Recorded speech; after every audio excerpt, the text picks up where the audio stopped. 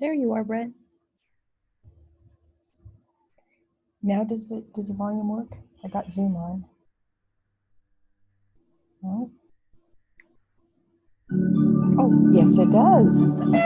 We're in the Zoom meeting now. Hold it. No,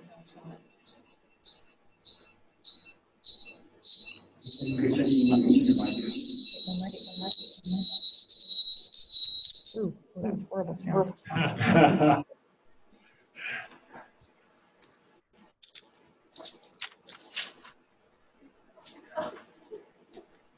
Yeah, that's interesting.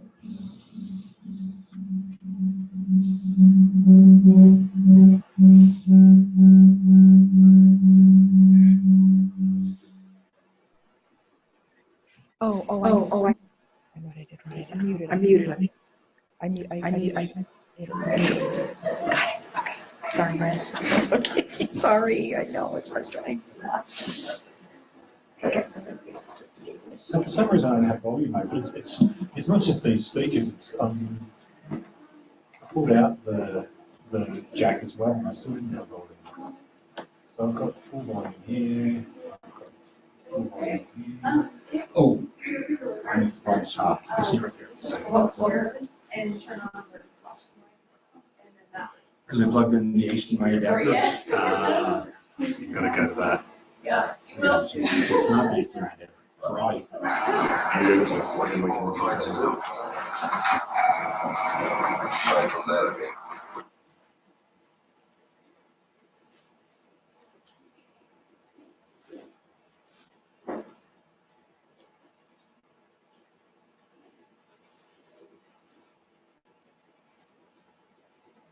No.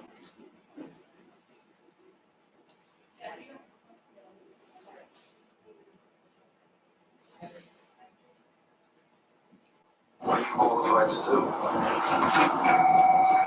Aside from that, I mean.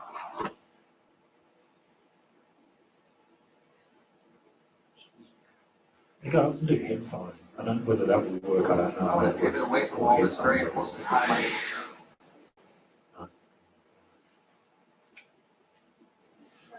I've never, you haven't noticed every speaker you can try. I mean, that volume isn't too bad. Worked on the contours of that character together. Like if I We're already on that page. Mate, But this is goodness not. gracious. It was a That's perfect. multi combination. To be honest with you, it's just a short little segment, and that's You got hard eyes. yeah, that's perfect, mate. Don't worry about the speakers. Thank you. Honestly, that's absolutely perfect. Part of the sandwich. I'd love it. Yeah, that'd be We great. have a lot of different I'll kinds. come and have a look. Thank you. Yeah, mate. Don't worry about it. Honestly, that sound, that volume is perfect for what is going to be 35 seconds. It's more than enough.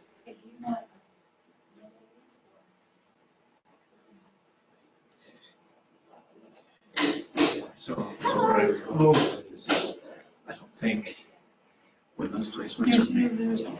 Yeah, when those placements are made locally. Right. That is just cemented. Well, good morning, Brett. Good morning. Well, I guess we're here early, so we can get some lunch.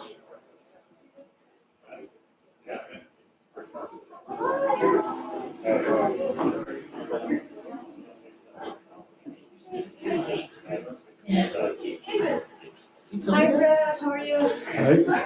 How is our summer? Me too.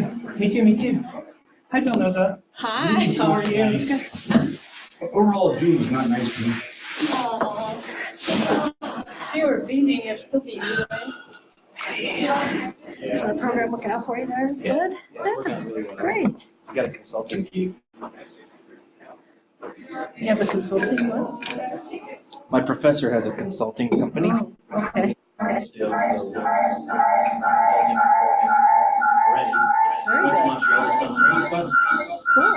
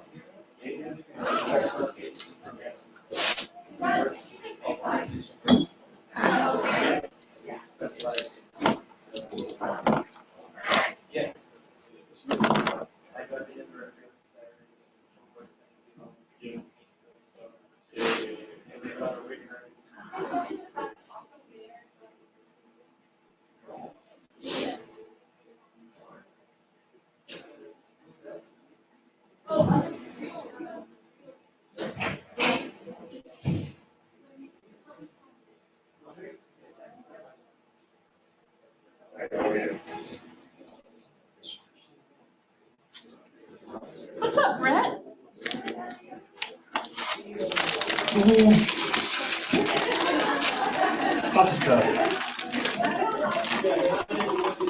Hello. Yes. Lunch is in there? Lunch. Lunch.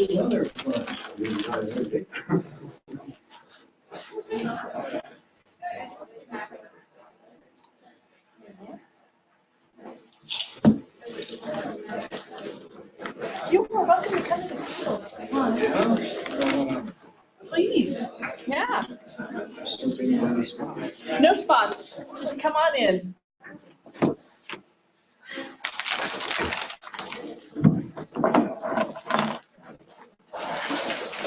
See my shit stuff? The right. Yep, yep. Okay.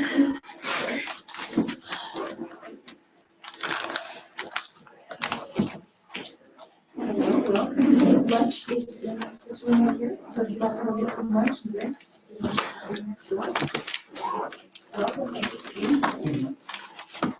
Nice backpack, Dr. Brock. Hey, good, how you doing? Very excited about it. That's good. Yeah. Lunch next door. It's great on my day. Teachers love their clipboards. Yes. One thing I had to do, I had to turn the volume on. Hello, Laptop down. Yeah. How's Janelle doing? Haven't seen her in a long Janelle's in time. Australia. Oh, wow. Oh, really? So, Yeah, I just I'm over on Ward Street, so I'm not going anywhere, but things are good. I got the new puppy. And so, yeah, but she's in Australia till the 27th. I need some advice about eating this sandwich because I go to whole. You need to desecrate it, just pull the. But if I take this bit off, then I'm left with cheese. You know what? Extra bread. Are you not complaining about cheese, are you? It's a 3-bread sandwich. Oh, You got the layer, Yes. club sandwich. Okay.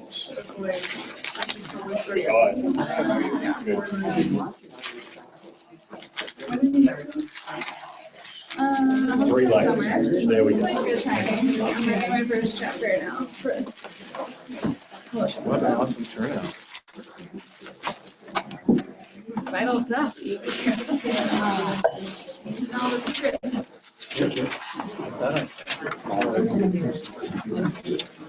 Hey, did you hear Meg wants to do critical thinking back in the fall? I feel like I knew that.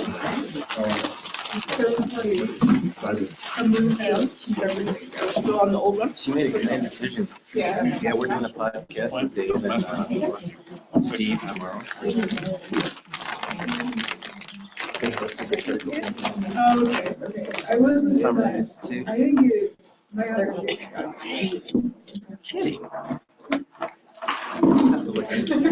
That sounds kind of hinky. You had the group thing, right? You have a group of people? Yeah. You don't want to eat anything? You know, I ate before. I didn't realize there was lunch, so.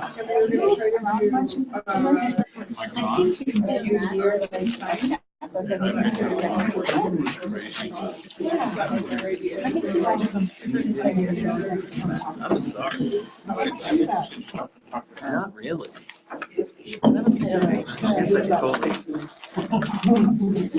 Totally gassed it.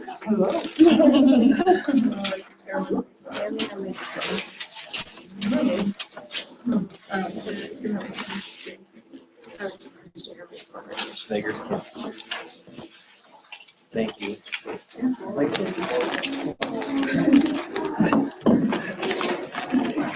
Yeah, exactly. Like, we kind of threw it together last minute. She's like overbooked, like, stuff. So I mean, and she like, we talked to her about it a little bit. She said that she just didn't really feel like our project fit exactly what we were doing. So it might not be- we were more on the creative end. It's true, because it was just critical thinking. I don't know. Critical. But I think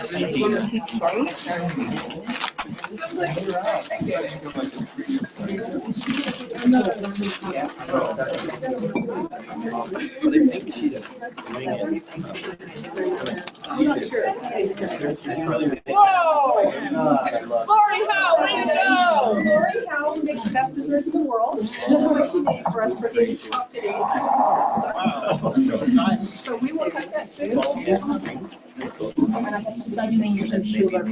exactly. And Jennifer, nice to see you. And then also, well-dressed guy. It's easy to hear this thing.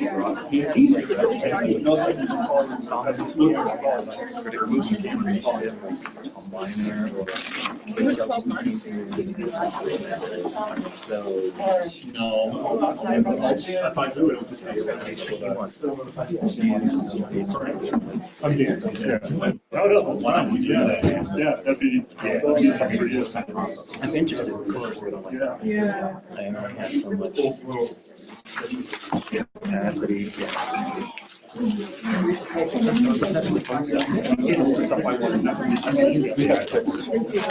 Last semester. So you want to be able to capture me in that, and then if I stand up, you'll come forward. If I'm here, you can get this. Yeah.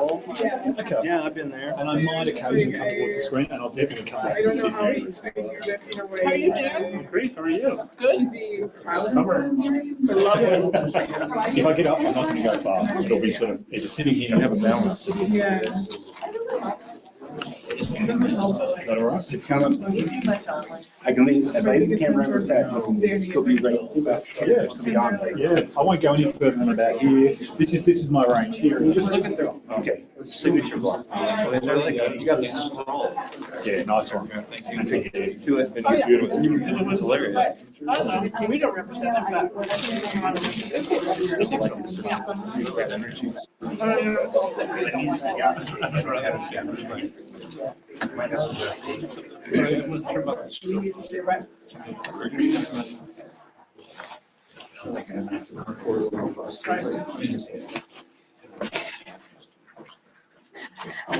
I'm glad you're pronouncing those words. I'm pronouncing this one. Oh, gosh. Yes.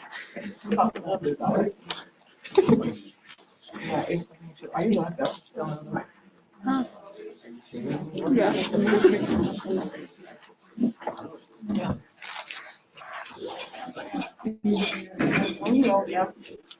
Yeah.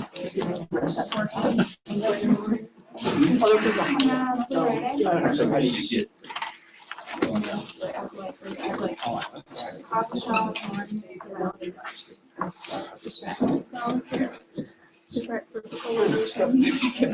Sorry, I'm not sure. I just had a little pop up that might be concerning. I don't That was know. nice. I love the inlayer maple. Really nice. Yeah. It was a little tough sitting inside and like $80. It was nice.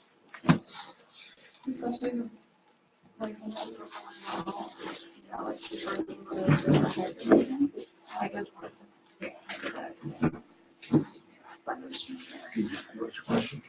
Something I should have said, something popped up here about this connection as well. Okay, I took this trip and I struggled to accommodate that, but my lab is very like Monday and Friday, 8 to 5. I should come here closer to my advisor wants us to also.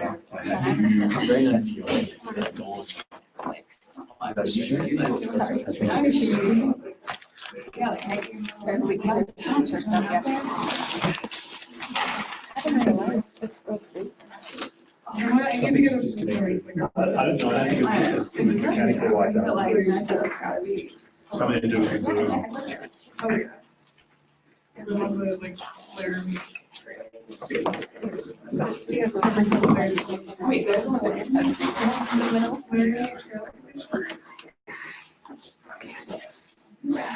So while Brent, our technician, is working on David's computer, we thought we'd go ahead and maybe get started because it's new. And I know some people are on schedule, so you can have to leave by 1:30 when the talk is over. I'd like to introduce Dr. David Caldwell, right here from the University of South Australia. I'll say a couple of quick words about David. David was a public school teacher in Australia. He has a fascinating background. Not only was he a public school teacher, he went back and started getting degrees in linguistics. And he went to the University of Sydney, which is the Harvard of Australia. It's the most prestigious institution in the country. And he worked with a group of scholars, linguists, Sydney School linguists. So he's amongst a group of very elite international linguists. And so it was a real privilege to have David here because he understands linguistics, but he also understands education. So he's a wonderful colleague and we'll compliment David. Thank you. And we thought what we would do is we're really excited to see so many people here, and we thought we'd take just a quick minute and ask folks to just basically say your name to David and tell them where you're from, and just real quickly if you don't mind. And maybe if we could start back here, could you start? Well, we can start with Sarah, if you want, if it's Sarah. And just tell them like what your area of expertise is. Sarah. Thank you, Sarah. Now, could you say? My name is Cody and I'm a PhD student in animal science. Wow. I'm Simon Ariana. I'm a faculty member at College of Engineering. Yeah. Okay, Welsh, and I guess my expertise is in social justice education and science education, and I'm here at the School of Teacher Education. I'm Alan Buss, School of Teacher Ed, Math Science Ed. My name is Demir, and I'm starting as a PhD student in computer science as well. Right. I'm Harry. I'm a staff librarian over at Caldwell. I'm Ryan, and I'm a secondary ed teacher. I'm Samira, and I teach chemistry at the community college. I'm Dan. I'm in the PhD program here in education and higher education administration. I'm a PhD candidate. I'm Adrian from Jamaica, and I'm in my first year of the curriculum instruction PhD program. I'm Jeremy Davis. I work here full-time on campus, and I'm also a PhD student working on his dissertation, so in higher education. I'm Donna Jogas. I'm a PhD candidate in civil engineering. My name is TK, T is in Tango, K is in Kilo. I'm a 10th lecturer at UW for undergraduate studies and a first-year PhD student in organizational learning and change. I'm Jessica. I'm a PhD student in the physics astronomy department. My name is Melanie. I'm a PhD student in the ecology program. And I'm Delmauza, PhD candidate in university studies. My name is April French. I'm an academic advisor here at UW in the College of Health Sciences, but I'm also a PhD candidate in history from Brandeis University. Is that everyone? Almost. Could you introduce yourselves real quick? My name is Tiger. I'm a PhD student here at the Department of Zoology. My name is Tina, and I'm a PhD student in the Department of Okay, well, let's get it started. I've made a deal with Brent that I won't go too far from here. My line is I can stand up at certain points, walk across to the point here and come back here. That's about it, okay? It's nice to have people from the Faculty of Education with expertise in language and literacy, but also those of you from outside as well. And I guess who are coming here with really pragmatic objectives, and that is to help you write your PhD thesis. There is no magic bullet. What I'm going to talk to you about is bringing to consciousness one small aspect of it. Well, bringing to consciousness more generally language, and then one small aspect of the grammar, which I think is integral to having at least a cohesive and readable PhD thesis. Okay, you'll notice that I changed some of the wording from the title, Packaging with Purpose of Textual Analysis for Effective Doctoral Writing, as opposed to of. So I'm not going to come here with exemplars of, hey, this is effective and this isn't effective, but rather I'm actually going to, like I said, show you some analysis. Does someone else have written open? Cindy does, but she was asked first.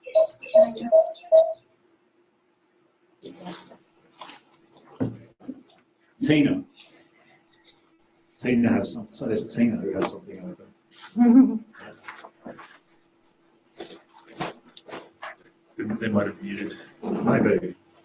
In any case, Brett, can I keep on going, mate? Yeah. Easy. Okay, I'll keep on going because I do have a lot of slides and a lot of stuff to get through. I'll start with some introductions. You guys have introduced yourselves to me, and that's great, and I'll do the same. I want to talk about meta language, and I want to just put some questions at you. Again, you don't need to answer them necessarily, but getting you to think hard about language. Can you talk about language? Because that's the game. You might be in chemistry, or you might be in health sciences, you might be in a completely different department of engineering. But ultimately, the game is to be able to language your knowledge and package it into a written PhD thesis, and also, for many of you as well, defending it orally. So, Tika. Are we going to have access to your slides? Yeah, sure. You can have access to everything. Yeah. And in fact, posted on the LRCC website with his slides. Great. And also, too, that's a great point, Tika. I just wanted to mention as well, if any of you guys want to get in contact with me, that's my email address. I'll send you any papers, anything I've got that I can give you. And happy to communicate as well. And as Sydney said, the slides are available. I'll start with some introductions, then we'll talk about meta-language. I'll introduce you to a theory of linguistics. And I was umming and ahhing and undecided as to whether I should do this or not, whether I just go straight into the workshop aspect. But I think, and I spoke with Sydney, I think it's actually important for you guys to get a sense of where am I actually coming from theoretically in terms of if I'm talking about, hey, this is how I would approach looking at a PhD thesis. Well, we want to move beyond, and for those of you who have read the reading from Kamler and Thompson, they talk about going beyond sort of popular understandings of how to write a PhD thesis. And in those terms, then, well, I want to talk to you about the theoretical underpinnings of what I'm actually talking about in terms of how I would look at the language of a PhD thesis. It's a little bit technical, take a little bit of time, but I think it's worth sort of the 20 minutes or so giving you a 101 of where do I come from in terms of how I see language and how it works, and my theoretical orientation.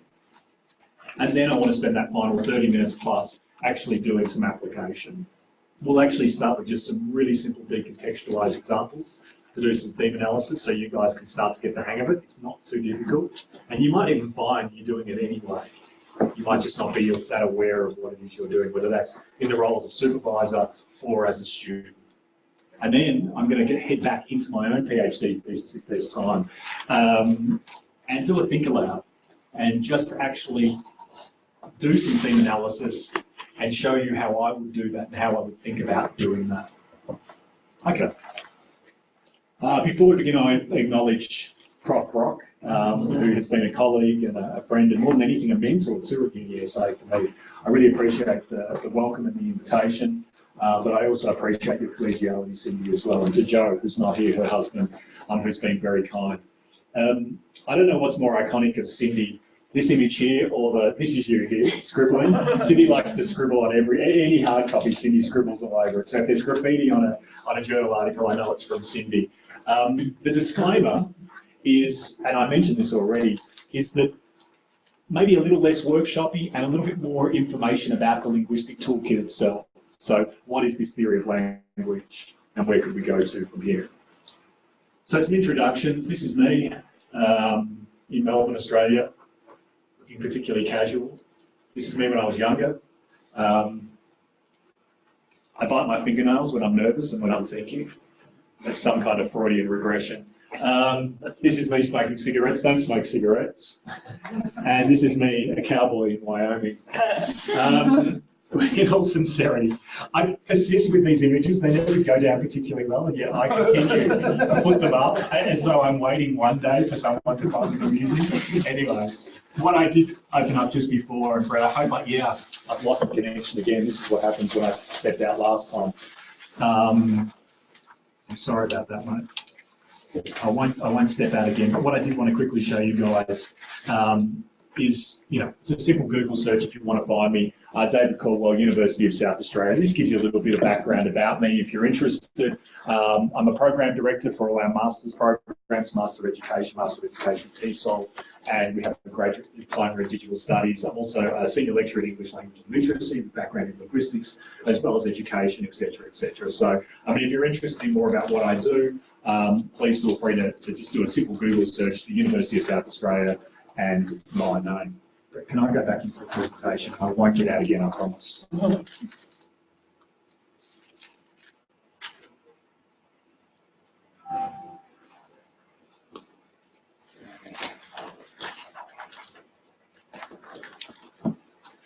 Thanks for coming out in the summer as well. I know it's non-teaching time, right? Yeah. Yep.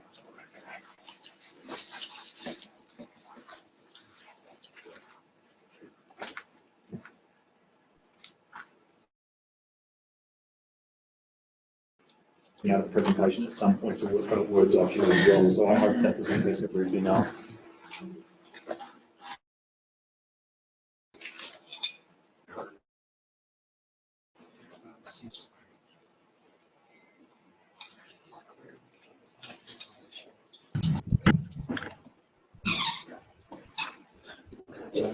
Hey David, you do look like John Cougar when you're smoking a cigarette. You look like Bradley Cooper as a cowboy. I know, it's weird, isn't it? I'm kind of digging it.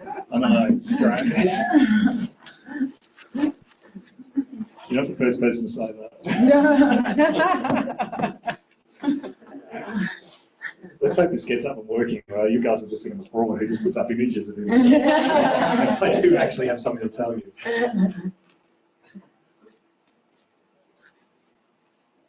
You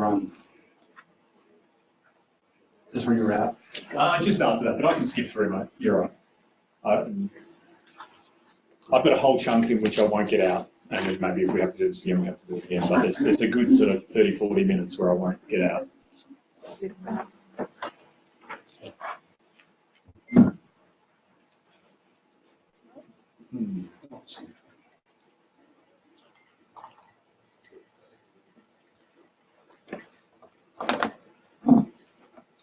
Beautiful. Okay, let's keep on going. To give you a little bit of context about my research profile, I'm kind of what they call a research butterfly in that I guess I'm a true applied linguist in that I'm always interested in different language contexts and applying language and language application to those contexts. So just by way of illustration, in my honours work, I did work in sports discourse, and I still do work in sports discourse, and I did a little mini project looking at post-match interviews with Australian footballers.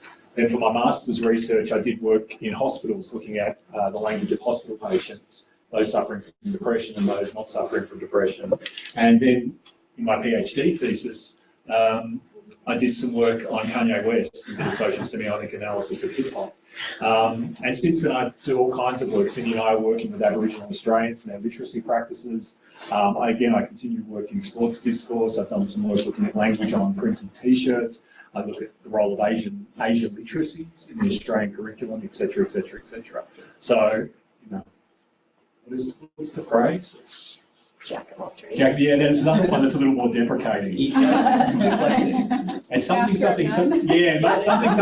master of nothing. Yeah, know of everything, master of nothing. Something like that. It's not the way to get a promotion, by the way. Apparently, you need to be famous in one particular area. Spread yourself. But I can't. So let's do some work. Meta-language is a term that's critical. Okay, when we're thinking about our PhDs, when we're thinking about our disciplines, but in particular for you guys, supervisors and students. A language about language, and here's a definition from the Oxford Dictionary: a form of language or set of terms used for the description or analysis of another language, or even a form of language or set of terms used for the description of language itself. A system of propositions about propositions. So we're getting meta. Yeah. My question to you is, How much meta language do you know? Can you talk about how language works?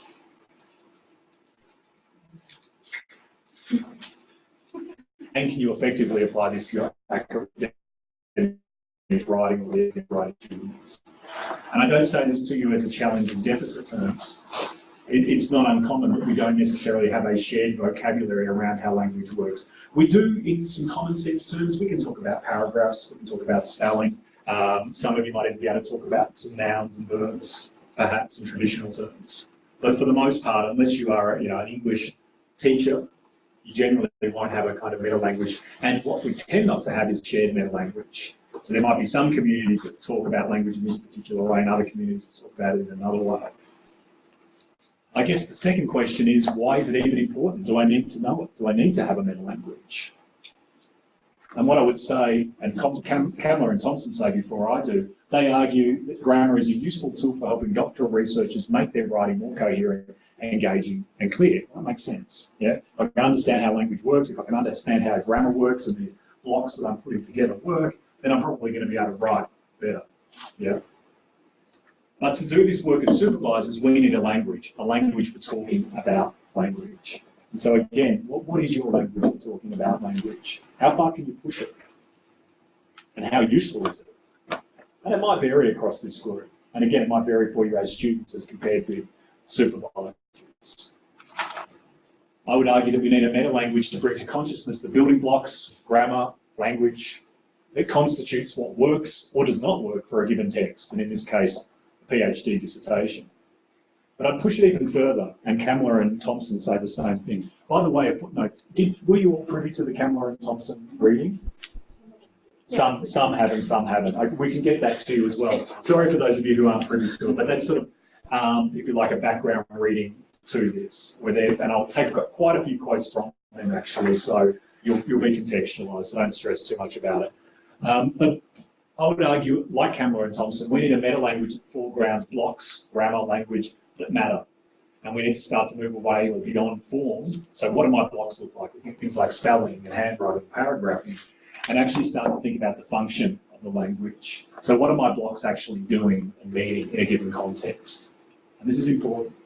And this is why the theory I'm about to introduce you to, I think, is particularly powerful. You notice two things here. I want to go beyond just form, nouns and verbs and adjectives. I want to look at function. What is language doing? What are these blocks of meaning actually doing? And secondly, and importantly, in a given context. What is your discipline? Your blocks, your grammar is going to be slightly different in the world of engineering. Your levels of technicality, your nominalisation, your modality, all this stuff is going to be slightly different than what it is in another discipline. Then at the same time, the PhD thesis as a context is different than an essay, is different than a novel.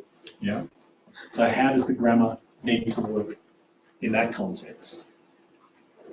Our meta-language needs to derive from a theory of language that has a sound theorisation of the building blocks and how they function within a given context. So I want to introduce you to a theory, and it's certainly not my theory, it's been around for about 40, 50 years. It's called Systemic Functional Linguistics. Sometimes, it's like anything, those of you in different disciplines, you'll understand this as well. In the world of linguistics, like any discipline, there are all these synonyms. And when you get in the world of technicality, we don't simplify it, we make it worse. Yeah, we abbreviate and we add names, then someone else takes it up and they add something else. So to try and keep it simple, systemic functional linguistics is often abbreviated as SFL. It's sometimes just simply referred to as functional linguistics, although that's problematic because there are lots of different types of functional linguistics. There's West Coast American functional linguistics, etc. I'm not going to go down the rabbit hole. I just want to try and stay consistent for you. So SFL. Sometimes you'll hear linguistics generally referred to as grammar. It's not the same thing. Grammar is part of a theory of linguistics. Yeah? Within a theory of linguistics or a theory of language, you have grammar, you have phonology, you have genre, you have all different kinds of levels of language. But often people will talk about the functional linguistics just as the grammar itself. Functional grammar, SF grammar, SFG. Sometimes it's even now being referred to as the new grammar, that's particularly trendy.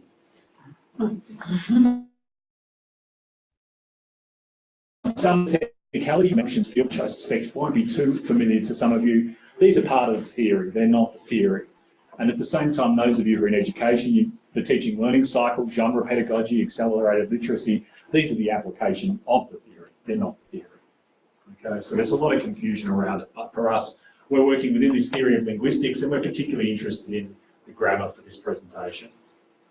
So, there are three key features of this theory of linguistics, and again, I hope when I come back to your PhD thesis and we do a little bit of workshopping, this will resonate. It's a theorised model of language supported by research evidence, and this is important. And I don't want to sound too evangelical about the theory, but there are, and I think I have a quote later in the text, or perhaps I don't, but Kamler and Thompson talk about the fact that a lot of advice around writing a PhD thesis comes from, sort of top understandings of what works and what doesn't work. And in many instances, it's quite accurate. It's not bad advice, but it's not coming from a theory of language. Yeah, and I think as academics and scholars in whatever discipline we come from, we would want to be coming from a theory. And this theory is not only a theorised model of language, but it's supported by years and years of research evidence. Importantly, the language that we use to talk about language in that theory is functional. It's not traditional. I'll talk more about that in a moment. And it's a model of language that foregrounds context. And this is important as well. Okay? This is not a one-size-fits-all. And this is, again, one of the problems with how people will often talk about how to do a PhD thesis, as though it's this writing is just this generic thing, and make sure, for instance, that you put in your full stops and start a new sentence and don't have a sentence that's too long, and all this kind of generic common sense advice, which is fine.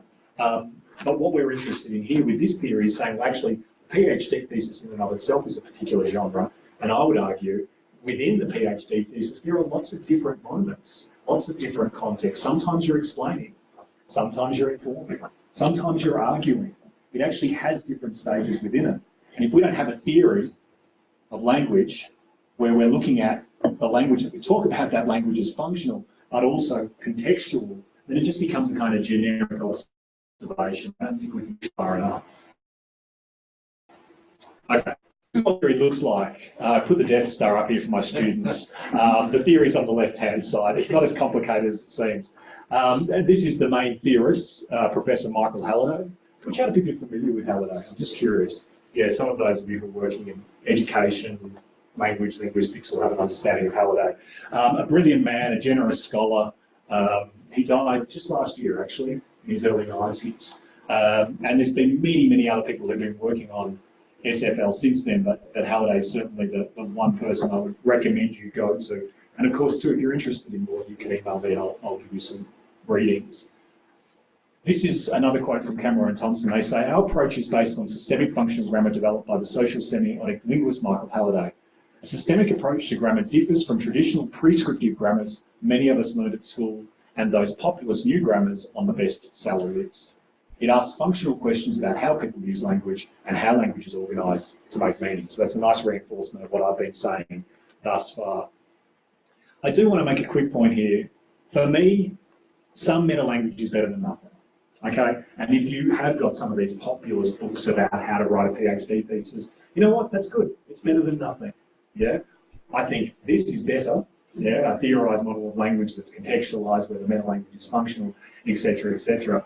But at the same time, at least you're bringing language to consciousness. At least you have an awareness of, well, how do I put this thing together? How do I package this thesis, yeah? So let's do a little bit of SFL, understanding it from a functional perspective. In terms of its form, a clause or a sentence, which I suspect most of you are familiar with, at least the concept of a sentence, is often described as a group of words containing a verb. And I suspect in this American context, most of you are pretty good with your traditional grammar, your nouns and your verbs. You at least know them. In an Australian context, we aren't even necessarily that explicit about nouns and verbs and adjectives and the like. That's looking at the sentence, if you like, from a very traditional perspective. You know, a group of words containing a verb. In terms of its meaning, in terms of its function, one way of thinking about a sentence is that it represents a slice of experience. This is very much a semiotic reading of language. It's very much a functional reading of language. We're less interested in the form and parceling it up. We're much more interested in saying, what the hell is language doing? What can it do? And one of its main functions is to represent experience. Yeah? And we can get even more technical and say that this slice of experience, this sentence, involves a process, participants, and even potentially some surrounding circumstances. These are both grammar. Verbs, nouns, adjectives, participants, processes, circumstances. But one is focusing on form, another is very much interested in the function of language. So I'll give you an example. This is cricket. For those of you who don't know, it's nothing like baseball, but let's just say it's like baseball for now. Here's the ball coming along, and here's this young girl who's about to hit the ball with a cricket bat. So we can represent this slice of experience through language. We can language this image. We could do lots of languaging of this image. But here's a really simple sentence. It's a clause representing this slice of experience. She hits the ball in Rutherglen Lane. Yeah. Now, from a traditional perspective, this is how we would analyse this text. This is how we would parse it, okay? Particularly if we wanted to use word class. We've got a noun, we've got a verb, we've got a determiner, a noun, a preposition, and another noun. And that's fine. You can do some stuff with that, yeah? At least you're conscious of language. At least you're playing around with it and working with it, yeah? But it has its limitations, and we're really focusing here on the form of language. And one of the limitations, for example, is that something like a noun here is represented as equal value, even though in the context of this slice of experience, they don't have equal value. Now, you could argue that this is actually technically a pronoun, and this is a common noun, and this is a proper noun, and they are, but that's only describing them, again, still in terms of form. This pronoun here, there's a small set of pronoun, him, her, she, his, theirs, etc. Concrete nouns can be lots of different things, and proper nouns tend to have capital letters. Okay, but what do they do? What are they doing in the context of this slice of experience? Functional grammar is different, okay? In this case, and this is one of the grammars, there are many other kinds of grammars within a functional approach, but this is how we would parse this text. And in fact, how we parse this text is by asking questions, not labelling and classifying according to form. We ask questions according to meaning. So our first question is, well, what's going on? What's happening? Yeah, well, she hits. Now that's our verb group, and yes, it's a present tense verb, etc., etc. But we're asking functional questions, but we're still doing grammar. What's happening in this slice of experience? Hits. Someone's hitting. Yeah, it's an action process. It's different than a saying process. It's different than thinking. Yeah, someone hits, and then we can ask another question. Well, who hits? She hits. Now that happens to be a noun. It happens to be realised as a proper name, a pronoun here. But we would call this a participant in this process. We also have another participant in this process. She hits something. Hits what? The ball. And we don't have to, but in this sentence, at least in this representation of experience, we also get insight into the circumstances in which this takes place. What's happening? Hitting. Who's hitting? She's hitting. Hitting what? A ball. When is she hitting it? Why is she hitting it? Where is she hitting it? In Rutherglen Lane. Okay, this just gives you a nice little snapshot. I won't go any further down the rabbit hole here with this, and this is the grammar that we're actually going to use later. But this gives you a nice sense of sort of the orientation I'm coming at when I'm going to be talking about how to work with your writing in the PhD thesis. And it isn't traditional analysis in that sense, but it's much more of a functional approach. Okay, the other thing that SFL foregrounds is context, and this is critical. Like I said, the PhD is a particular beast. It's different than other kinds of texts. So what do we need to do? And then within that PhD, you guys are working in different disciplines, which have certain expectations and certain grammars that constitute that discipline. And then within that, I'd argue the PhD thesis has these different moments of different contexts: the introduction, the background, the analysis, the argument. Doctoral writers are often given generic advice which could be given to anybody about a piece of writing. It's not linked to any discipline or to a reader who needs prose written in this way. And again, to foreground this particular theory, it's all about context. Yeah, language is shaped by the particular context in which you're using it. And so that model that we saw before of the Death Star isn't as confusing as it might seem. It's really actually modelling language in context. The inner circle being language and the outer circle being context. We can talk more philosophically about the fact that this is a double-sided arrow, that in fact language isn't maybe just shaped by context, that language itself constitutes context. It constitutes knowing, and that we are because we language. That's another conversation for another time. So in an SFL model, we actually have two types of context. One is genre and one is register. They're not mutually exclusive. We're constantly enacting both at any given time.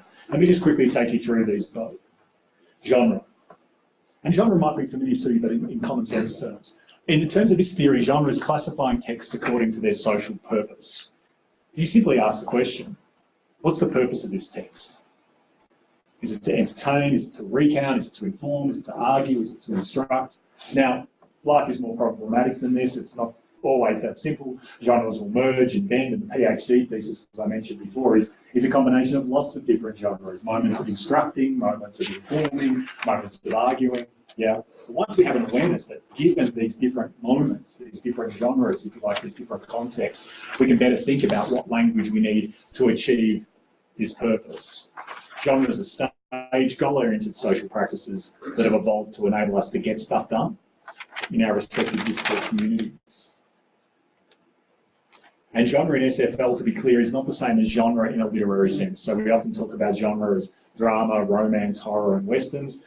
Here we're classifying texts. In those terms, we're classifying texts according to what they are about, their theme, or more technically, the field. Yeah. Whereas genre here, when we're classifying texts, we're talking about what are they actually doing, what's their social purpose. So, for instance, there's no reason why you can't have, you know, well, a horror film, or well, actually, yeah, let's do westerns. Why not? You know, you can have a western that, you know, they're typically narratives, they're typically stories, their social purpose is often to entertain, but you could, of course, have, you know, an information report about the Wild Wild West, for instance. You could have a recount about the Wild Wild West. You can have different genres with that same topic. You know, so that's the difference in terms of the concept.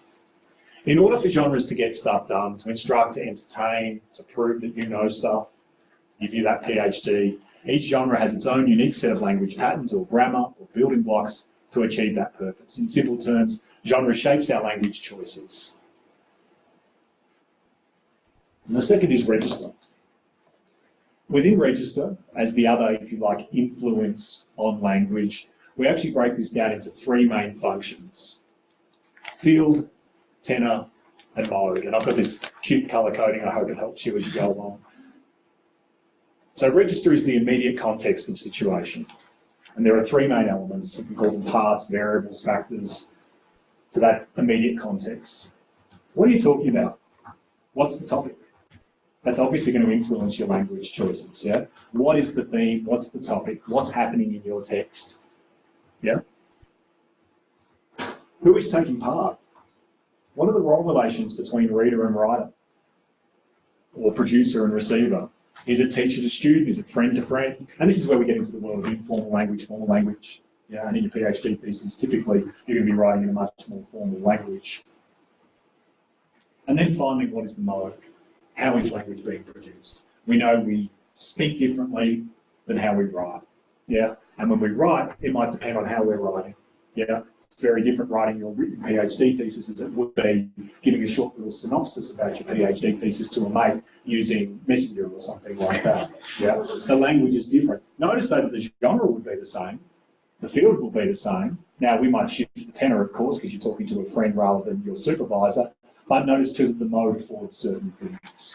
And all of these shape our language choices.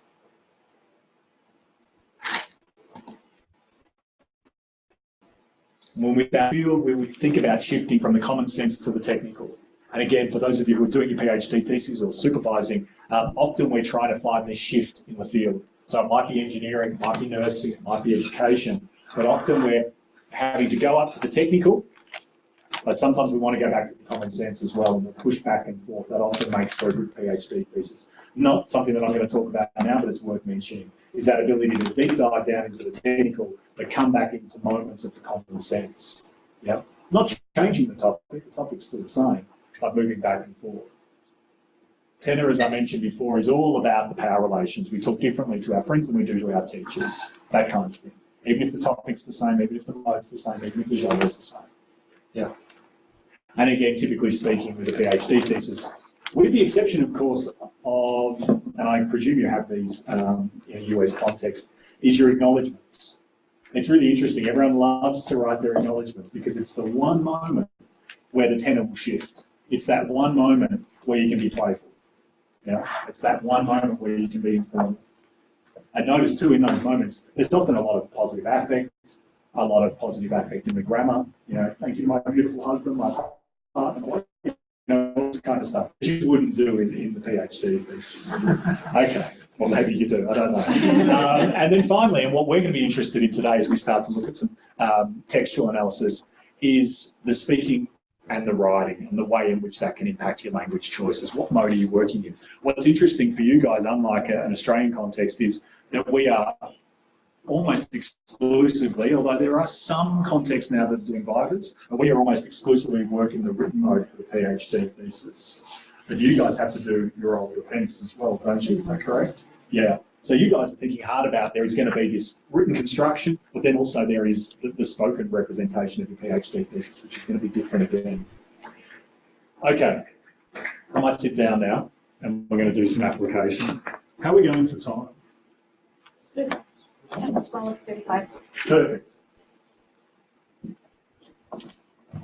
This was very theoretical for some of you who wanted like a magic bullet, so to speak. I can say Wild Wild West and magic bullet in the US context is good. You're not going to get that from me, but hopefully this is giving you a little bit of insight into the theory. For those of you who are interested, please come back to me. But also too, not as the antithesis of you know, this pop advice and this popular advice. Like I said, that's better than nothing. But at the same time too, know that there are, especially for those of you who are not in linguistics and language studies, know that there are theories out there on language and there are ways of understanding the grammar that can help you and that are much more sophisticated than some of the pop stuff that is out there at the moment. Please. If I may make an observation or comment. Please. That last slide you had with the spoken versus the written, I've been through many, many defenses. And what I find fascinating is that every time, because the language is different in spoken, the students say things that they never thought was right. And so having students go back and make edits and additions to their paper always come because they're thinking about it differently in the spoken language than they have been in the written. Yeah. And always just fascinating, tremendous insights that they never thought to write down, but when they're creating their presentation, it comes out. So it's that nice interplay. It is, and there's a rigidity to writing. Yeah. You know, you can even see your language as action, interactive and spontaneous. We're stereotyped, but you know, it's at its extreme. And with the written language as reflection, monologic, draft, and this is what you're all going to be grappling with as both supervisors and students, is that, you know, the artifact of the written is so highly constructed and so constrained. You know, I mentioned before, interpersonally, the tenor, you can go crazy with your acknowledgements, and that's about it. You know, like there really is this constraint, and I love the idea that you guys have the spoken mode as well with the oral fibers, because there is something liberating about that. Yeah, liberating in terms of how you, in a sense, manifest or realise the to talk technically, the linguistic realisation of what the hell it is you're trying to talk about and how you're trying to package it, which is the game. Please. So the follow-up to that for constraints, how do you view citation styles, APA, MLA? Does that come into play anywhere? I mean, in terms of the theory, yeah, I mean, we can talk about, for instance, I mean, I think one of the ways you could be looking at citation styles is probably more in terms of, it's much more about language and the written language and its structure and how it's textured, which is much more in sort of this world of the mode. We're not going to do that today, but that's kind of where it will come in. So, yeah, absolutely. I mean, it's interesting that that's not really afforded in the spoken mode. Again, you know, it's one of those sort of formal moments. You might say according to Brock, but even then it's kind of clunky, right? But in the written mode, it's like you said something, now you need to acknowledge it, and you need to have a little footnote that goes down here, etc., etc. Were you asking me for my preference though in terms of referencing styles or not? No, I wasn't asked, but a lot of the professors I get a lot of APA. Yeah, like a lot of form, as you would call it, and not much function. Yeah, yeah. What is that's thanks, TK. I understand what you're saying now. That goes back to that idea of, you know, these kind of superficial moments of advice, which isn't really about, hey, is this text working? Hey, are you getting your meanings across? Hey, are you arguing? Hey, are you informing? It's actually much more about, ugh, where's the comma after the date, or, you know, this kind of stuff, and that's fine. But it's all form. Yeah, it's all form. Okay, let's do some analysis. Let's apply it to a PhD. So this is the chapter that some of you haven't read, and I think, Cindy, it'll be great if we can. So the presentation comes up onto the website. Yeah, I mean, this will be on the slides anyway. So I actually think this is an excellent we're interested in PhD writing. And given that you will have just come to this presentation, I think I will have helped, especially if you're not in the discipline of language and linguistics, help contextualise it a little bit for you as well. Before we do anything, let's talk about how we work with text. And I will get evangelical about this. Brett, I'm just going to press this. Let's see what happens. Okay. Hold on a second. Okay.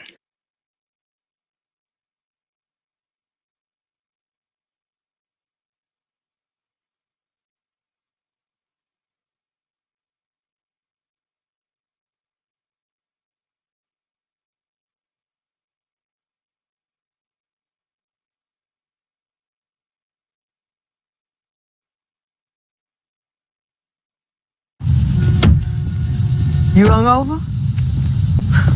Just saying, you look like shit. You know what you need at a crime scene? Rubber gloves. Supposed to cry and shit? You got soft eyes, you can see the whole thing. You got hard eyes, you stand at the same tree, missing the forest. Oh, Zen shit. Soft eyes, grasshopper.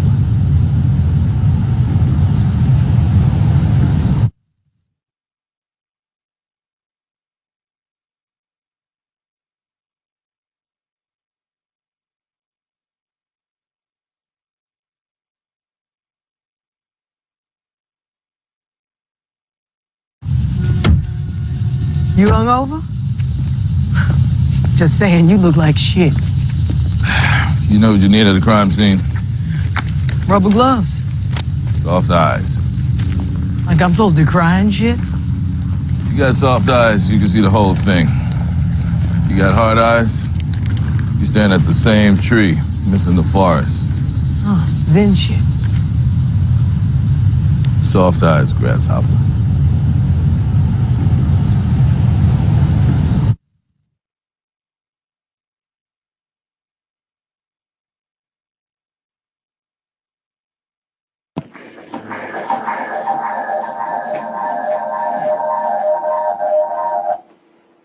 It was worth it. Okay.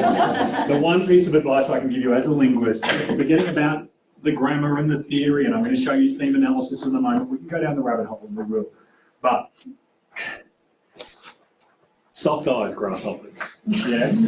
When you're working with language and when you're working with text, don't lose yourself too much in the minutiae. Yeah.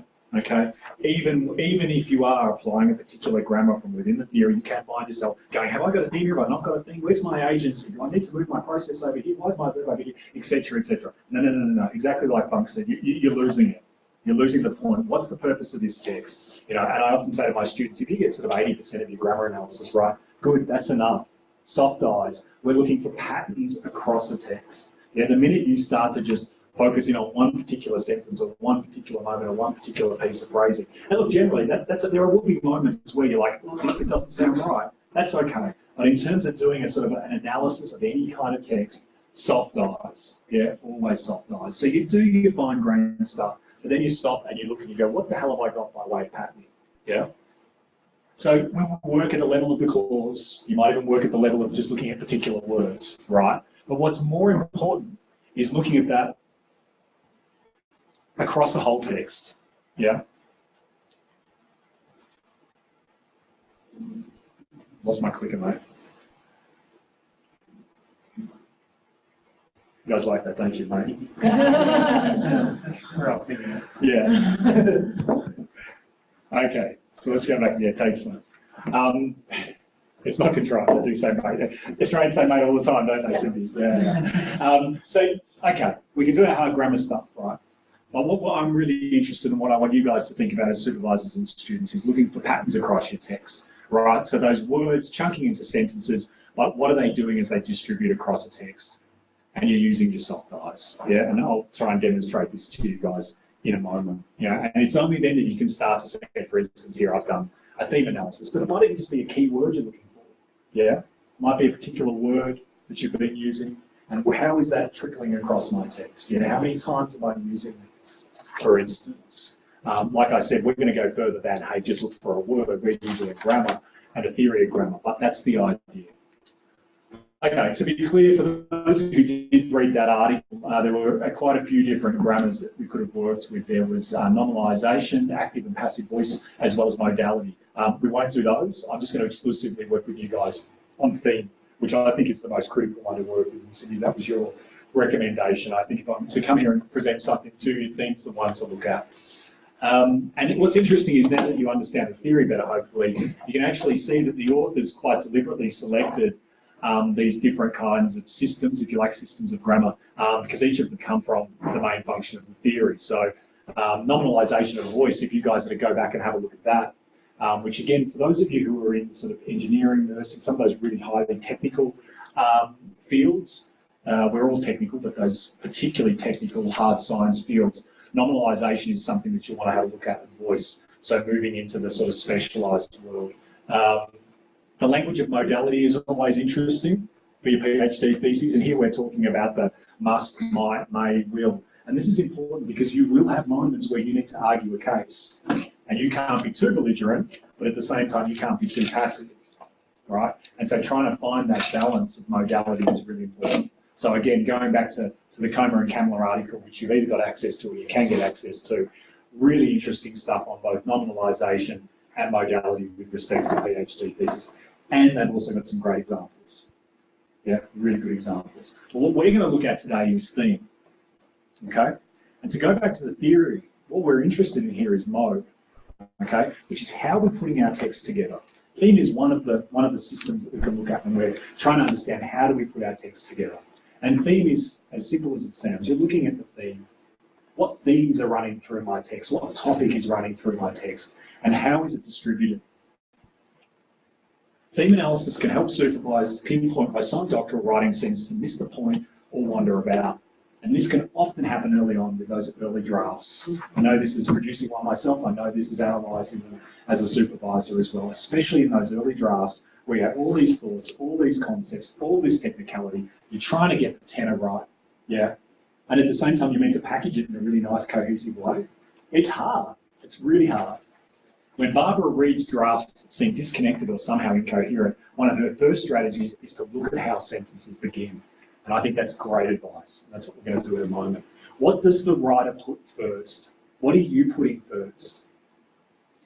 What meanings are you foregrounding? She takes her pencil and circles words or phrases that come at the start of the clause before the verb in order to see if there is any pattern across sentences.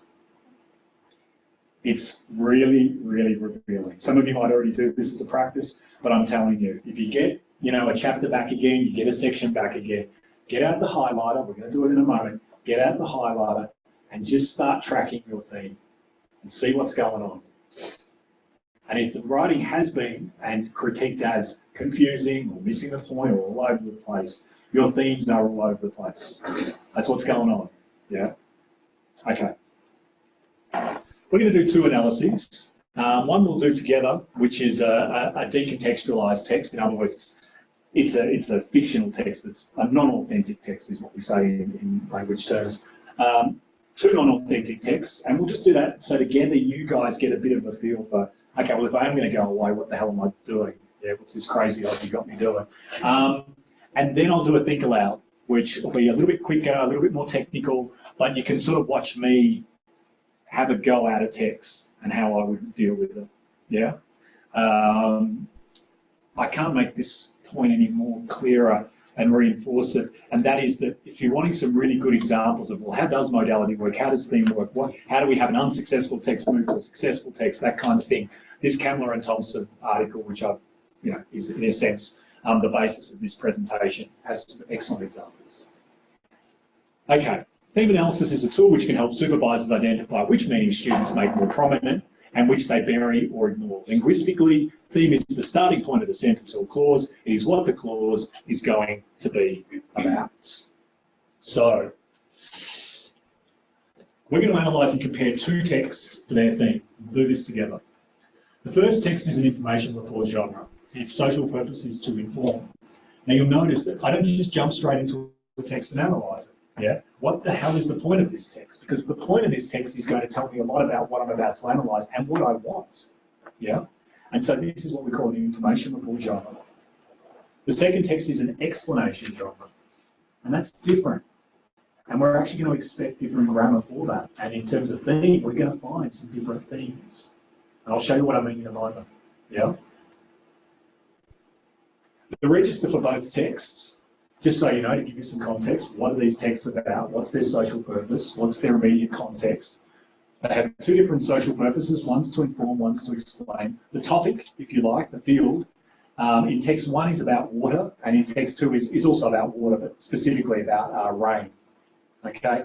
And the world, if you like, or the field is reasonably non-technical. These are sort of the kind of text that children would be working with, maybe at a primary school level. They're not getting into too much technicality about water, either as an information report or an explanation. It's reasonably formal text, it's not informal as you'd expect, but information reports and explanations tend to be formal, although they don't have to be. And the mode is written, yeah, which is again important, it's different than if we were speaking. Okay, so I'm going to go into my Word document. Brett, have I lost it? I have again, sorry mate.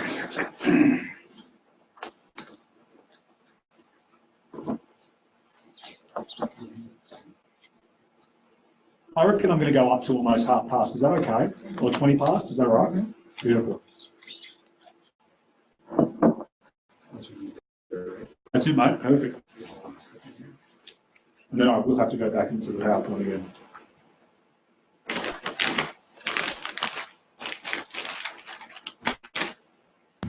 Now, if this wasn't such a formal context, I would have worn my newly acquired Rockies baseball cap. All right. And it's pretty cool. It hasn't got the CA, it's got like the, you know, the mountain and the ball. It's great. It's great. You've got to see it. Now, my new hero is, what's his name? He plays in the All-Star game with the big beard. He's the best, man. Yeah, I love it. Okay, let's do some theme analysis. These are decontextualised. And I want you guys to work with me here. I was thinking, I didn't actually have this as a handout, which I probably should have done, but we can work digitally here together. So we're doing a theme analysis, and I can't go back to my PowerPoint slides, but if I was to, when we're doing theme, we're looking at what's the start of the sentence, okay, in essence, right? And in particular, we're looking for anything that gets us up to our verb group, okay? And we're just going to track that, yeah? So, first things first, we know this is an information report. I'll read this text. Water is an integral part of life on this planet. It's an odourless, tasteless substance that covers more than 3/4 of the Earth's surface. Most of the water on Earth is salt water found in the oceans. 2% of Earth's water is in solid form in ice caps and glaciers, and only 1% is in a form usable for humans and land animals. This fresh water is found in lakes, rivers, streams, ponds, and in the ground. It's informing us about water. It seems reasonably coherent and consistent. Let's just track our theme.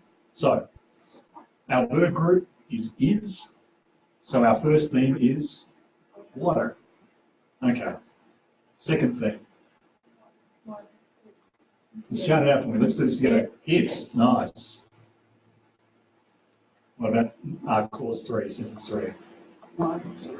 It's not just water, it's most of the water on Earth. Good, good, good, good, good. Okay, number 4. Excellent. Number 5.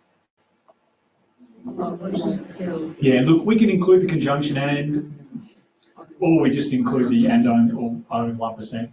Yeah, and there's a bit of ellipsis here. Yeah, something like that. Now this is a reasonably coherent text, but notice already what we're starting to bring to consciousness. Yeah, we'll come back to it in a moment. And then number 6. Nice, beautiful. Okay, so this is a reasonably well-packaged text. It's an information report, so we expect our theme to be reasonably consistent, to be repeated often. Yeah, and it is. Water, and it's substituted for other things. Water, it's most of the water on Earth, 2% of the Earth's water, only 1% water, and this fresh water. Okay?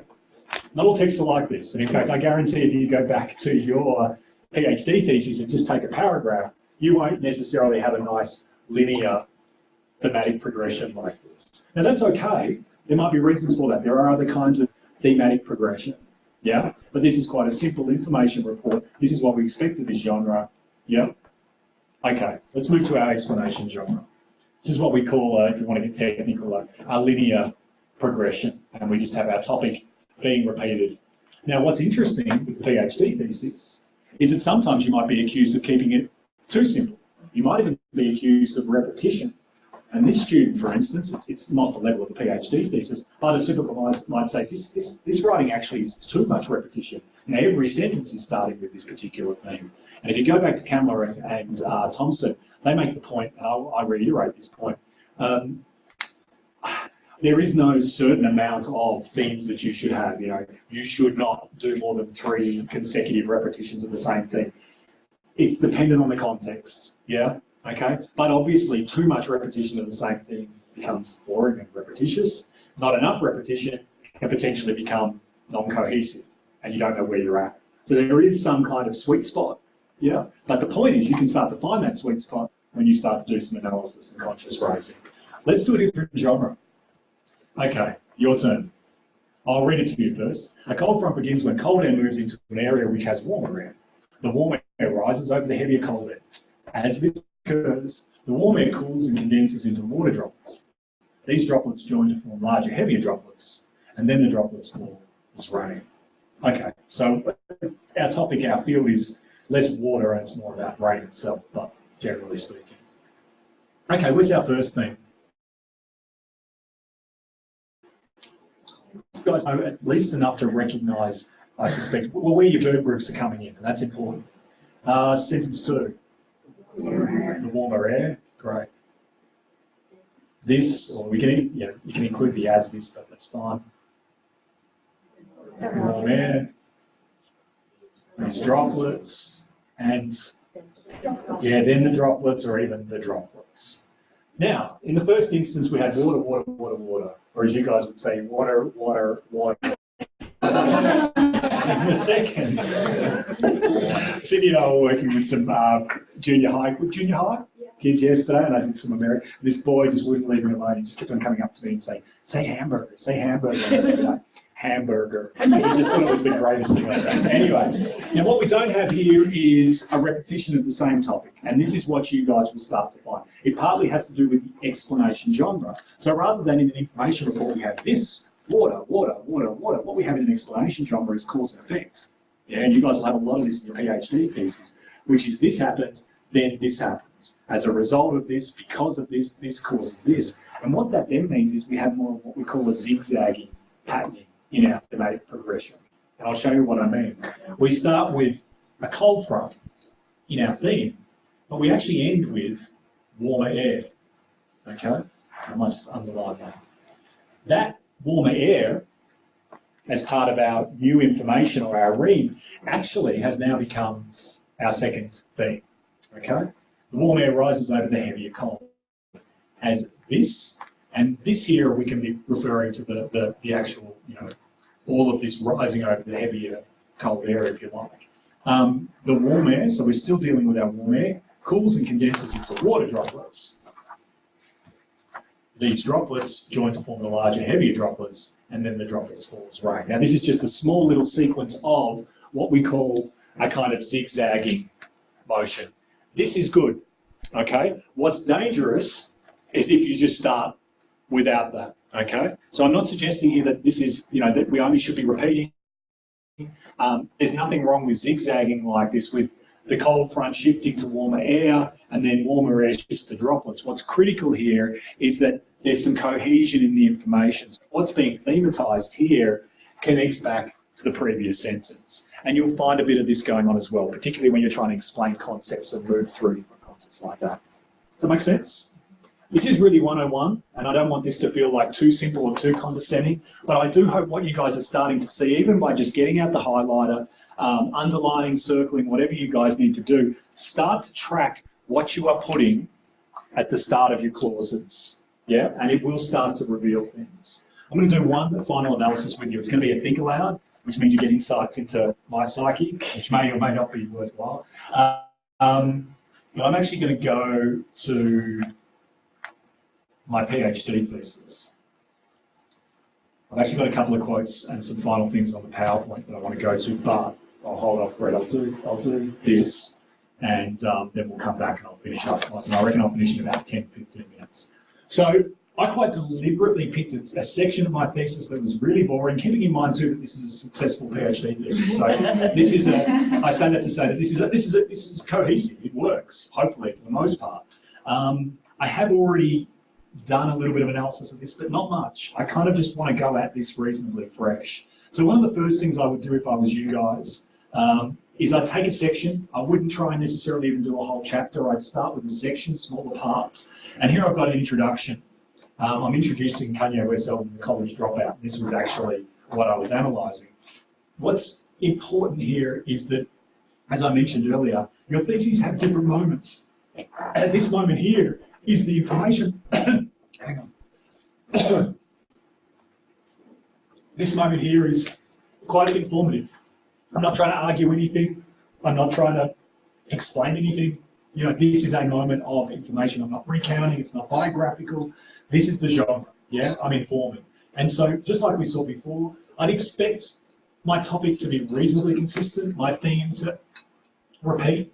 I might start going into different aspects of the College Dropout album, but I'd expect it to be reasonably straightforward in terms of sequencing. I'm going to read it, so I know its context. Pardon me. I know its context, and I'm going to read it first, and then I'm going to come back, and then I'm going to look with closed eyes, and then I'm going to look with soft eyes. And then I want to hear what you guys have to say. So, introducing the College Dropout. This was in my introductory chapter, obviously, so I'm trying to give the readers a sense of, well, what's the data he's working with here? Yep. Anyone else working with the College Dropout in their PhD thesis? The College Dropout album was released on the 10th of February 2004. The album cover is pictured below in Figure 2. The complete song list for the College Dropout, including the spoken interlude, is presented in Appendix A. It's so thesis, isn't it? You can't even write about something cool. Even something cool like an album cover has to be written in these highly technical ways. Okay. In terms of its musical style, the College Dropout incorporates the same kinds of vocal and musical samples that are characteristic of West's earlier work as a rap producer. Quote, an approach that is literally soulful. He likes to borrow bits of 1970s soul records, often speeding up the vocals so they are recognisable but not quite familiar, and a reference. Specifically, West incorporates vocal samples from singers such as Shaka Khan and Aretha Franklin, as well as instrumental samples from Marvin Gaye's Distant Lover and Luther Vandross's The House Is Not a Home. Yes, this is a PhD thesis. In addition to sampling pre-recorded sounds, West collaborates with a number of vocalists and musicians during production, including rappers such as Jay-Z, Common, and Mos Def, as well as a range of soul singers such as John Legend, Selena Johnson, and the Harlem Boys Choir. By way of illustration, the soulful style of the College Dropout is presented in Soundbite 1.3, an extract from the song School Spirit. Okay, think about it. Sounds okay. I don't mind that. Seems like a pretty good introduction to the album, and if I was to have read that, I think that's okay. So I'm just going to go through looking for my themes. I might even keep it really simple. Because this is a PhD thesis, and you guys are going to find this, there's a lot of what we call complexity in the clauses. So you'll often have complex clauses, compound clauses, things like that. And in other words, you'll often have theme, verb, theme, verb, theme, verb, multiple within one sentence. My advice to you is, particularly if you find some of that grammar confusing, just go for what's the start of the sentence. Don't even go into clause complexing, okay? Which is what I'm going to do now, right? So, the College Dropout album was released by the album. I'll forget about even what's in the brackets. Again, I could. The album cover is ... but I'm just going to keep it really simple. College Dropout album ... The complete song list for the College Dropout album ... And again, I could have this whole package here. College Dropout album ... The complete song list for the College Dropout album ... In terms of its musical style, the College Dropout ... Specifically, West ... In addition to sampling pre-recorded sounds, West ... By way of illustration, the soulful style of the College Dropout is, or by way of illustration, the soulful style of the College Dropout is ...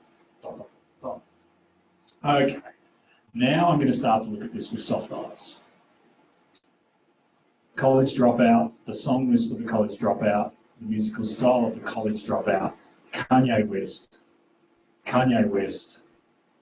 the college dropout. Okay, that hasn't got a bad little progression. If I want to introduce this album, I've got one from the album to him to the album. Yep, that's reasonably cohesive. And we expected this because when I read it out loud, it sounded pretty cohesive. This isn't a deviant example, this is a good example of reasonably well written text. What I would say, and what is interesting to me, is that there is some more going on with my themes.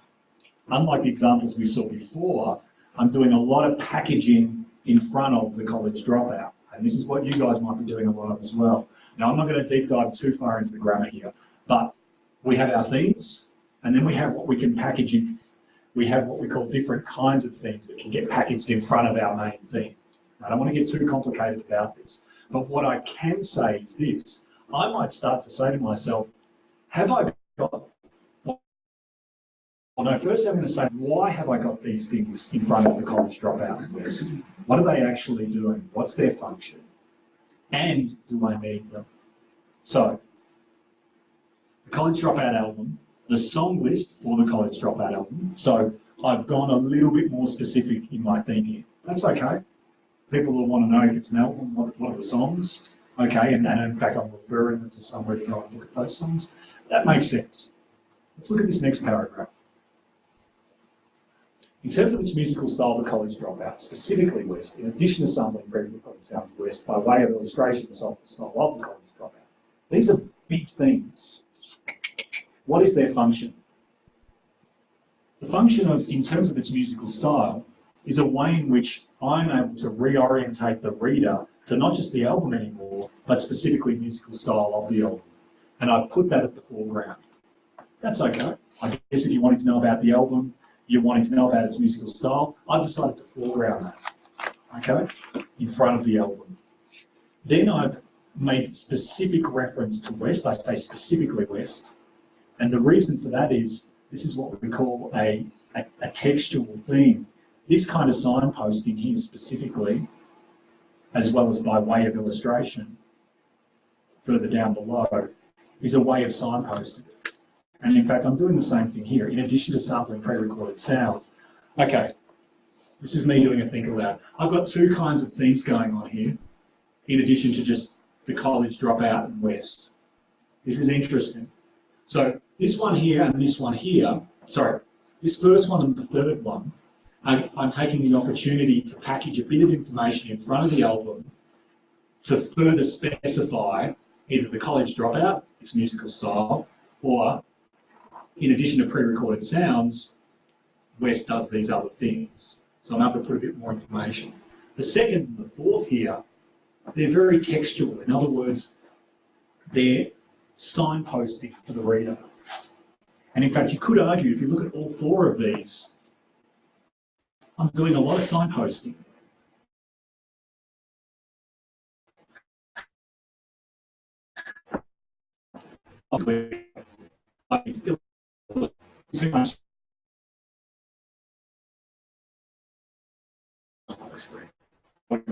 Is once you've done this kind of close analysis, do your size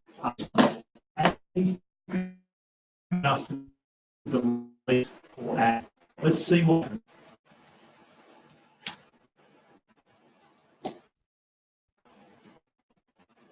I'm not saying this is going to be better or worse, actually. Characteristic of West's earlier work as a rap producer. West incorporates vocal samples from singers such as West collaborates with a number of vocalists. The college dropout is. Now, this is where subjective is not the right word, but this is where there is no magic bullet, there is no simple answer. It is about you reading and going, well, in this case, you could argue that, look, it was cohesive enough anyway, you didn't need to play around with it. Yeah, it read well for the most part, but perhaps it even reads a little bit better now. Perhaps there might be one or two of these that you put back in again. Yeah, maybe you liked making specific reference here to in terms of musical style, for instance. Maybe you put that back in again as well, okay? There is no solution here to the writing. I think if I had to use more of a deviant example, it might have been a better one to work with you guys, although it would have been harder work. My recommendation to you is, and hopefully this Think Aloud was reasonably productive, but that you guys go back and you actually start to track and start to say, well, actually, do I need this or do I need to do more signposting? It might be the case that you have more of this and that actually the themes are really clear and the themes are really consistent, but it feels actually repetitious and it almost feels like you don't have enough texturing. I've gone from musical style and now I'm suddenly talking about Kanye West and now I'm talking about his vocalist, now I've gone back to the album. I needed you to texture that a little bit for me, yeah? And you don't need to know the grammar in detail. You guys are doing this anyway, but what I'm trying to show you is bringing this stuff to consciousness, yeah? And I really would recommend starting with theme, all the grammars, is going through and doing exactly what I did just then. Brett, do you mind taking me to the PowerPoint slides and then that'll be it for me and I'll answer some questions.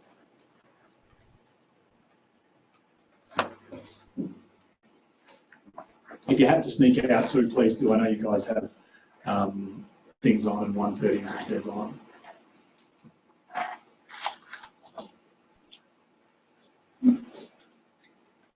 Well, hello.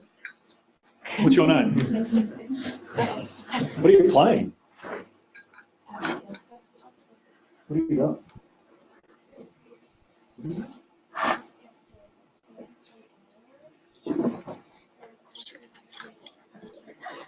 Obviously, there's a bunch of games, yeah.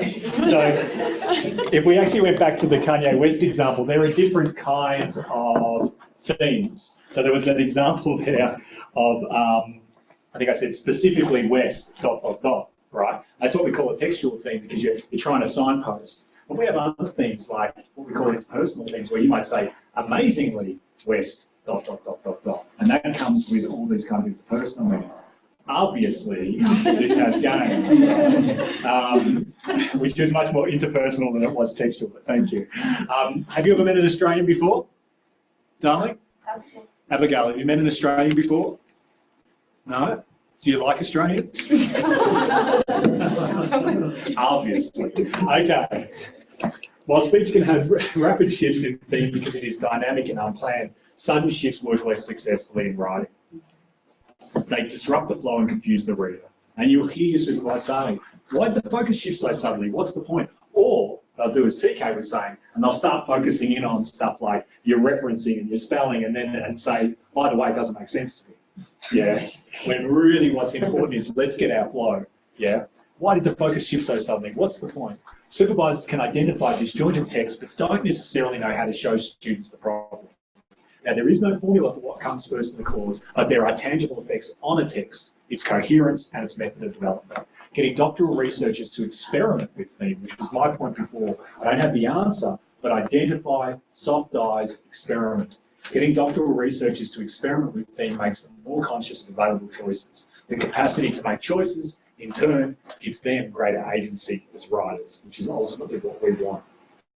With explanation and discussion, supervisors can guide students to look for patterns in theme in their dissertation writing and try alternatives.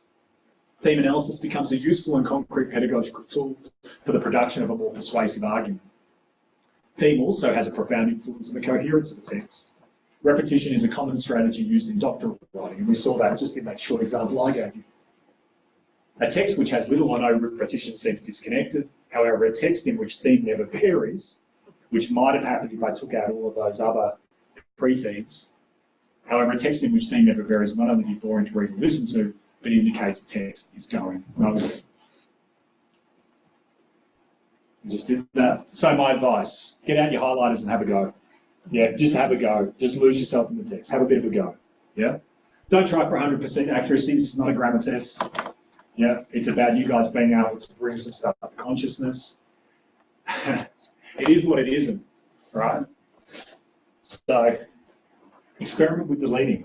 See what you don't have by virtue of what you do have and the other way around, okay? And read your analysis in context, yeah? What's your PhD thesis? What are you trying to argue for? Yeah, and then what section are you actually looking at? What section of a subsection of a subsection? Like I said, that was an introduction. If I go back to my thesis, There were moments of argumentation, there was moments of informing, there was moments of explaining, there was moments of reflection and recounting. Yeah, how did I get my data? Oh, I went to there and then I did this. And, yeah, so just know what you're looking at. Yeah, what's the purpose of this section? Yeah. And I think the grammar theme is more than enough to really improve the PhD thesis, especially if you're finding or you're told your text is hard to follow. If you're getting a lot of this, it's confusing, it's hard to follow. Now, it could be about the knowledge structure that you're trying to build, right? There is that, right? You might be trying to push theory, and in which case you simply don't get this. Or you might be pushing theory inaccurately and you simply say, I don't get this. But in terms of packaging the PhD thesis, have a look at your themes and see how they're being distributed across the text. Soft eyes, grasshoppers.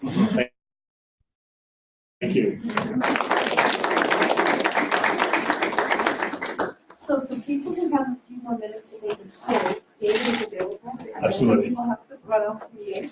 But if David's available for about 10 minutes or so, if you have questions or comments, or you want to have a conversation about what we talked about.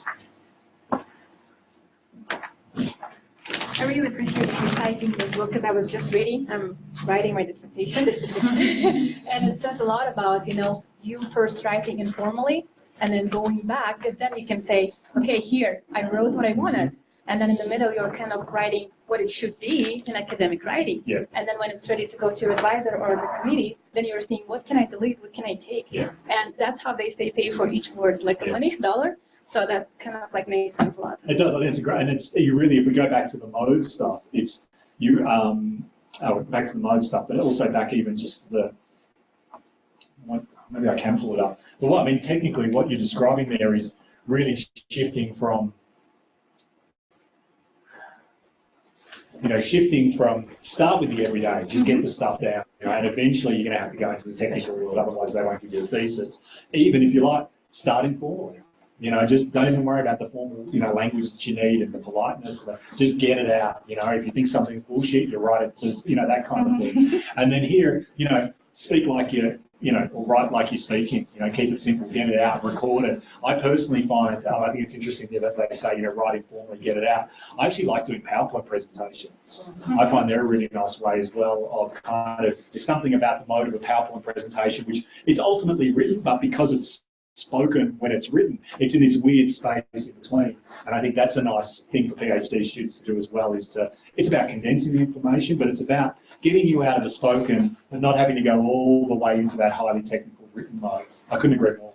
It's great advice. And just last comment, thank you so much for showing us thematic analysis, because lots of things written, but I don't think it's like in the example, even when you were reading, you actually can do it. Yeah. Like you don't understand until you see it, and because I am the visual person, that makes a lot of sense. Good, I'm glad. And I will say too, like I said, it's in the example that I showed you with the Kanye West one, it's tempting to go, oh, but hang on, I've got another in traditional terms, a noun and a verb. I've got another theme and a verb, and do I get that bit in brackets? Do I get that clause? Or I go sentences.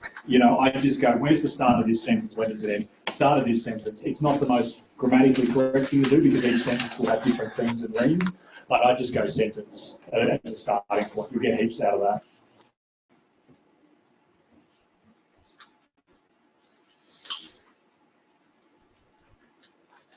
I'm going to ask a question back at you guys. Have any of you guys done something similar to this? And it might be the Pop 101 stuff. You might be expert in language. Have any of you guys actually, as you've been writing your thesis as supervisor, as students, really, and I don't mean the referencing stuff or the spelling stuff. I mean actually systematically gone through and gone, well, I'm going to highlight my verb types, or I'm going to look for theme, or I'm going to look for modality. Do people do that or not? We actually have done similar thing in our academic writing fellowship. Good. So we kind of went through the key, words, sentences, Yeah. and then in Topic each paragraph, sentences? topic sentences. Yeah. I mean, not in depth like the grammar, but I think while you're working like a lot and reading again, you start seeing. Because I think we just want to see the big picture first, like a big paragraph, but we never go back and see like each sentence specifically, what does it mean? Because Maxwell talks a lot about that as well, like looking into one sentence and just write the purpose, why you're doing this sentence, why you're writing this. What's it for? Absolutely. And that whole idea of purpose is so critical. What are you doing this for? Where are you trying to go with it? David, I'm interested in your confidence and your confidence that you've obviously done this. Yeah. that you use your agency and said, I think this sounds good, or I think this sounds better. I'm always super worried about my advisor, analyzing my audience at all costs. Like, I don't have the confidence or confidence yet to go, like, what does my boss think? What's the supervisor? That's where I'm at. So how do you? And nor do I. I mean, insofar as, you know, and nor did I when I was doing my PhD thesis either. I mean, I think having as many eyes and ears on whatever text you're producing, you know, so for instance, just to go back to that Kanye West example, you know what, I'm going to give someone an example, and I'm going to give them an example without what do they have to say. Show it to a couple of people. Because I don't think, oh yeah, you alone, you know, it's hard work, you alone going, actually, this sounds better or this doesn't sound better. It's tough, and I think there are lots, outside of your supervisor, partners, friends, you know, even my mate down here, if she was happy to listen, I suspect she wouldn't be. I'd read it out and say, which one sounds better, which one, you know, which one do you like more, that kind of stuff. Lots of ears, lots of eyes. It's sort of my common sense recommendation.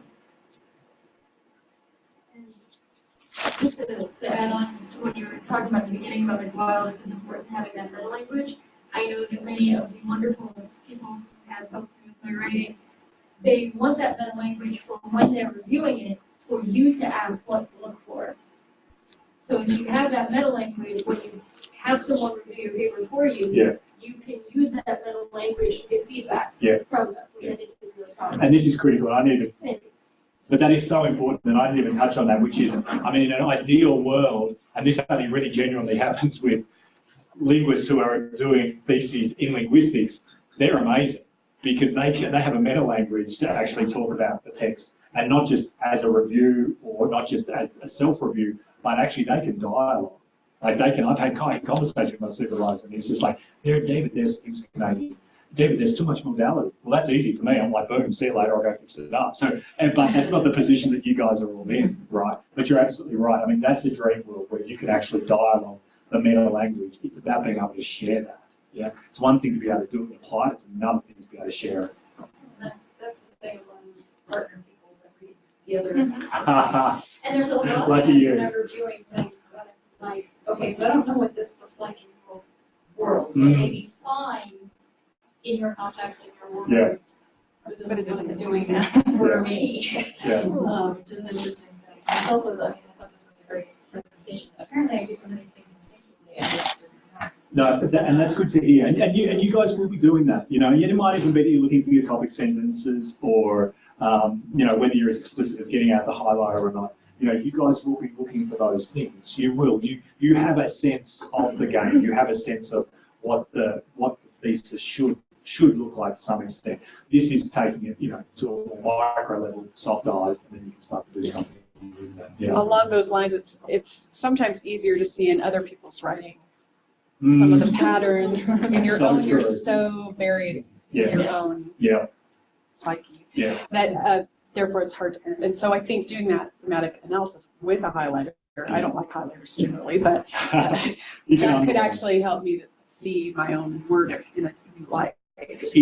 And this touches on the moment and the process of analysis. And having the meta language and the moment and process of analysis is critical, because I wasn't really that interested in my sentences, even really interested too much in lots of the other grammar about Kanye West, and I had a sense of what the genre was, and I wanted to highlight these. And it's quite mechanical and quite decontextualized, but that's actually a good thing for that moment, because it takes you out of your own head. You do need to kill your darlings, whether it be additional adverbs or whatever. If you're married to this language, but it's not working. And it's a sentence that took you 10 minutes to get out, or I put a reference in here, I don't want to take out that reference, and you know, get your highlighter out, whatever it might be, and underline, whatever. But you know, in a sense, you step back as an analyst objectively, and this is where the meta language and the systems are important, because I wasn't just intuitively highlighting, I was very specifically highlighting grammar elements. You know, what start of a sentence up to a verb, start of a sentence up to a verb, start of a sentence up to a verb, or it might be modal verb, modal verb, modal verb, whatever.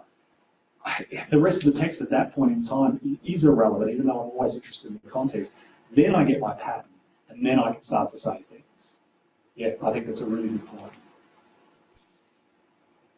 I wish you all the best, the supervisors and authors.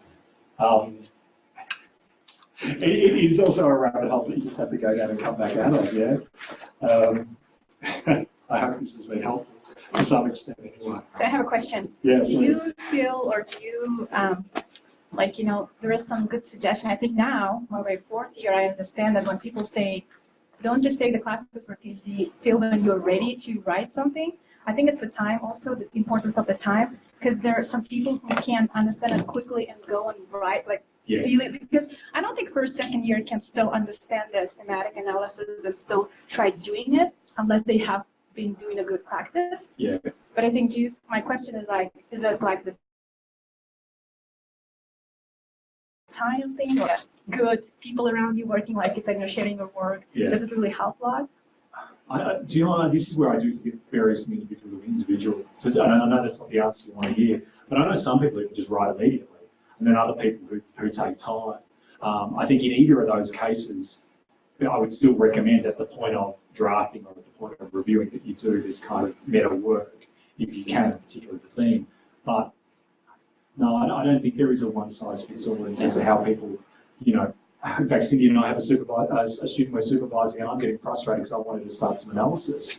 And Cindy's like, leave her alone, let her just sit with it for a while and read it and read and read. I don't want her writing, I don't want her highlighting, I don't want her to, you know. Hands up, I just what David said. I was outnumbered this time. But yeah, I don't think there is a one-size-fits-all. I don't. Because on the one hand, you want to be able to sit at your keyboard and be ready to freely write, right? But at the same time, I think, as a social linguist, part of the thinking is actually forcing yourself to sit there and write rubbish and then take it out. The languaging of it is the knowledging of it. So, yeah. Contribution of the time, Yeah. How much you can contribute. Please. I have a question about the proportion of time. Whether, so we talked about soft and hard drive. Yeah. And I was just wondering whether, like, on the perspective of the whole dissertation, like, would you say like a quarter of time hard drives and soft drives, or? No, I think it's less about proportions. I think I just don't want you doing too much of the hard, is all I'm saying. All I'm saying is don't go, or don't get too stuck on, you know, one of those particular instances, or also don't get too stuck on, oh, have I got this right, have I got my thing right, yeah? I just think when I'm sort of saying soft eyes, I'm saying when you've done your analysis, look softly, but also in the process, you know, there was a couple of times where it was like, and I didn't have it done, there was a couple of times where like, oh, do I add in this bit as a theme? Is this the thing? Where does it start? Forget it, move on to another one. Like, that's what I mean. So be sort of soft with the analysis as well. Don't be too hard on yourself. If you get enough of it, 60, 70%, you'll then have enough to sort of reflect on and look at. Does that help? It's less about proportions and it's more just me. It's my grasshopper moment saying to you guys, what I find is, and this is you know, my life's mission, is to make people not afraid of text and grammar. And you guys are different. You guys are scholars, so for the most part, you're probably not. But to some extent, as opposed to the general public who, you know, they don't want to talk about nouns and verbs and adjectives. They don't want to bring language to consciousness because, hey, we do language. I don't want to bring it to consciousness. I don't want to analyse it. I do it. I can speak. I can listen. I can read. And I think part of it is that, you know, there are nouns and verbs and adjectives, and you can get them wrong and you can get them right, etc., etc. And that's just my sort of warning against, don't be too hard on yourselves when you're doing text analysis. You get what you get, you know.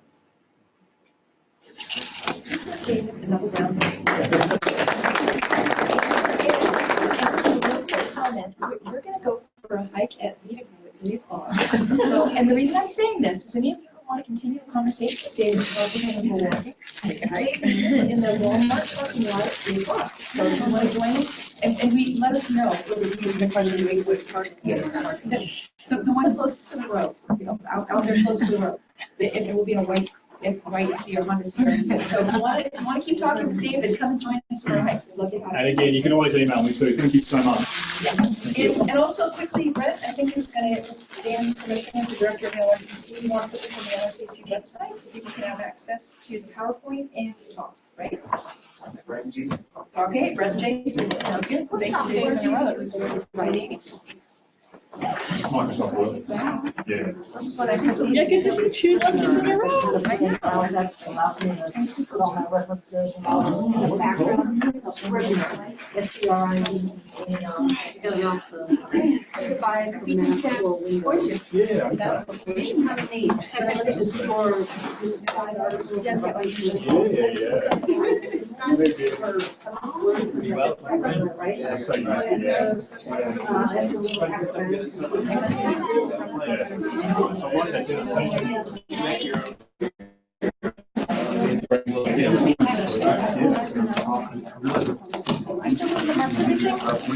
No, the bear tree they sold. Yeah,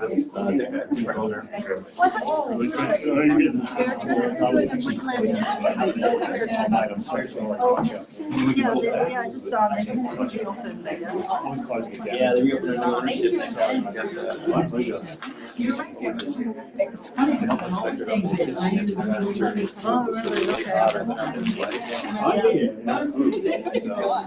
Oh, really? Okay. I wasn't too impressed with the Are they from here?